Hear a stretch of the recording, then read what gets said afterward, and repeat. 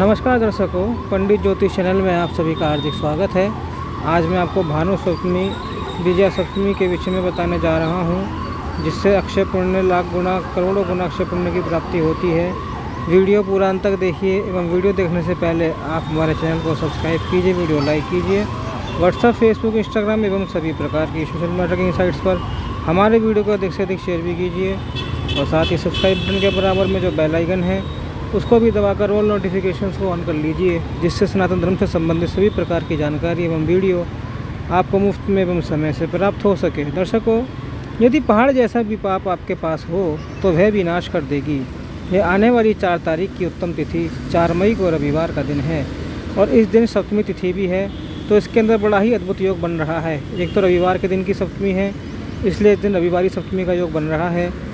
4 तारीख के सूर्योदय से लेकर सुबह 7:18 तक दूसरा योग है विजय सप्तमी, तीसरा योग है रवि पुष्यामृत योग और चौथा योग है निम सप्तमी का। तो आइए जानते हैं सभी के बेनिफिट्स, सभी के प्रॉफिट। रविवारी सप्तमी के दिन जो भी हम लोग सत्कर्म करेंगे, चाहे वह जप हो, ध्यान हो, सेवा हो अथवा तो दान पुण्य हो, वह सभी सत्कर्म सूर्य ग्रहण में किए हुए सत्कर्मों के बराबर पुण्यदायक और फलदायक होते हैं। यदि आप जो भी सत्कर्म करेंगे वे 10 लाख गुना हो जाएंगे और यह 10 लाख गुना जो आपके पुण्य मिलेगा वह अक्षय पुण्य कहा गया है। अगर आप महाकुंभ में स्नान नहीं कर पाए, कुंभ में कभी जा नहीं पाए, तो कोई दिक्कत नहीं है, ये उपाय इस सप्तमी को कर लीजिए। यानी यह कभी नाश होने वाला पुण्य नहीं है। बाकी सब पुण्य जो हम लोग नॉर्मल पुण्य करते हैं वो नाश हो जाते हैं, ख़त्म हो जाते हैं, एक्सपायर हो जाते हैं। लेकिन यह जो उत्तम तिथियाँ हैं, इसके अंदर शास्त्र बता रहे हैं कि इसके अंदर अक्षय पुण्य की प्राप्ति होती है, तो यह पुण्य की कमाई आप जरूर कर लेना। अब देखिए, रविवारी सप्तमी यदि शुक्ल पक्ष में पड़ जाए तो वह विजया सप्तमी बन जाती है और इसकी भी बड़ी महिमा हमारे कई पुराणों में आती है। देखिए, ब्रह्म वैवर्त पुराण के अनुसार शुक्ल पक्ष सप्तम्यास यदा दिव्य दिनम भवेत सप्त विजया नाम तत्र दत्तम महत्फलम स्नानम दानम तपोहोम उपवास तथैव च सर्वम विजय सप्तम्याम महापातक नाशनम। यानी महान पहाड़ों जैसे पापों का भी यह नाश करने वाली तिथि है। इस श्लोक के अनुसार आप जो भी सत्कर्म करेंगे, जब तब करेंगे, सबका पुण्य अक्षय होने वाला है, पहाड़ों जैसे पापों का नाश करने वाला है। भविष्य पुराण में संवाद आता है, महाराज युधिष्ठिर और देवकी नंदन भगवान श्री कृष्ण का युधिष्ठिर प्रश्न पूछते हैं कि सप्तमी च यदा देव केन कालेन पूज्यते। इसका अर्थ है कि युधिष्ठिर कह रहे हैं कि हे देवकी नंदन, सप्तमी की पूजा किस समय की जाती है, इसका फल क्या है, उसका नियम क्या है, वह सब बताएं। तब श्री कृष्ण भगवान कहते हैं कि शुक्ल पक्षे तो सप्तम्याम यदादित्य दिनम भवेत सप्तमी विजया नाम तत्र दत्तम महाफलम स्नानम दानम जपो होम उपवास वच सर्वम विजय सप्तम्याम महापातक नाशनम। ये भगवान श्री कृष्ण बता रहे हैं किसको, धर्मराज युधिष्ठिर को, कि शुक्ल पक्ष की सप्तमी जब रविवार युक्त हो तब वह विजया सप्तमी कही जाती है। उस समय दान प्रदान करने से महाफल कहा गया है। इस योग के दिन स्नान, दान, जप, होम, उपवास आदि महापातकों का यानी महान पापों का नाश करने वाली है। अब भगवान श्री कृष्ण ही बता रहे हैं कि आगे कि इस दिन ना भगवान को फल लेकर आप परिक्रमा करें।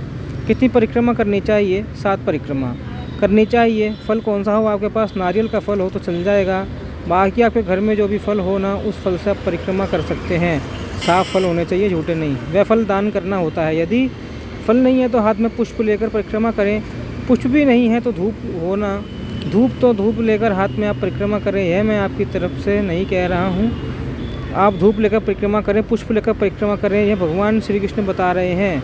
भविष्य पुराण में भगवान आगे कहते हैं कि उपवासेन नक्तेन तथैव यातचेन च। भगवान कह रहे हैं कि इस व्रत आचरण में उपवास करना चाहिए, नक्त व्रत करना चाहिए। नक्त व्रत क्या होता है? आप दिन भर उपवास करें और शाम के समय सूर्यास्त के बाद आप भोजन कर लें। तो भोजन क्या करना चाहिए ये भी भगवान बता रहे हैं। भोजन आपको मूंग बनाकर खाना चाहिए, लेकिन अभी बिना नमक के फीका। ध्यान दीजिएगा, पॉइंट ऑफ व्यू तो ठीक है।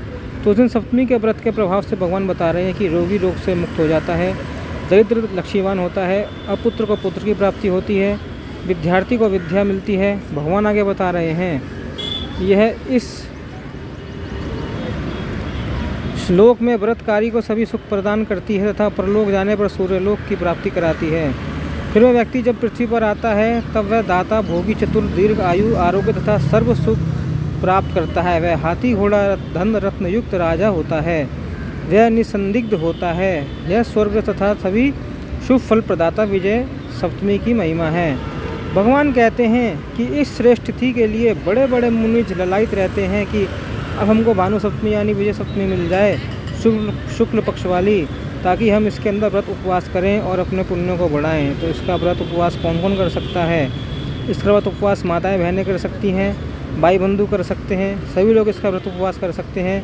नारी वा कुरुते जात साध्वी तत्पुण्य भागिनी। फिर तीसरा योग है इस दिन न रवि पुष्यामृत का योग। यह योग सूर्योदय से लेकर दोपहर के 12:53 तक रहेगा। पुष्य नक्षत्र न भगवान शिव जी की विभूति मानी गई है, और यदि यह पुष्य नक्षत्र रविवार के संयोग से मिल जाए तो रवि पुष्यामृत योग बनता है। इसके अंदर आप जो भी मंत्र सिद्ध करेंगे वह मंत्र जागृत होता जाएगा। जो भी आप मंत्र जाप करेंगे, इस तिथि में करेंगे, इस योग में करेंगे, तो वह मंत्र की चेतना और अधिक बढ़ जाती है, उस मंत्र का प्रभाव और अधिक बढ़ जाता है।